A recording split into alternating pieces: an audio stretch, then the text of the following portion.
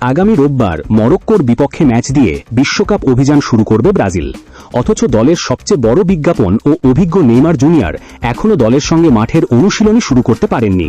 ফলে প্রথম ম্যাচে সেলেসাওরা যে তাদের এই ১ নম্বর জার্সিধারীকে পাচ্ছে না তা একরকম নিশ্চিত। শুক্রবার ব্রাজিল ফুটবল ফেডারেশনের CBF এর বরাত দিয়ে দেশটির প্রভাবশালী সংবাদ মাধ্যম ও গ্লোবো জানিয়েছে, গ্রুপ পর্বের ম্যাচে নেইমারকে খেলিয়ে বাড়তি কোনো ঝুঁকি নিতে চায় না দল। একই সঙ্গে PSG ও আল হিলালের সাবেক এই ফরওয়ার্ডের চোট এবং মাঠে ফেরা নিয়ে বেশ কিছু চাঞ্চল্যকর তথ্য সামনে এনেছে গণমাধ্যমটি।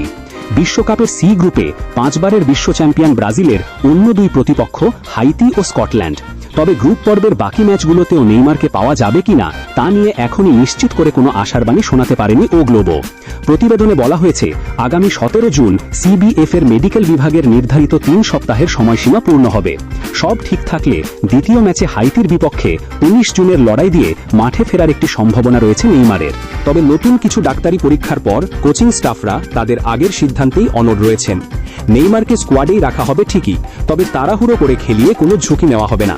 ম্যানেজমেন্টের লক্ষ্য একটাই, বিশ্বকাপের নকআউট পর্বের মতো গুরুত্বপূর্ণ ম্যাচগুলোর জন্য তাকে পুরোপুরি ফিট করে তোলা।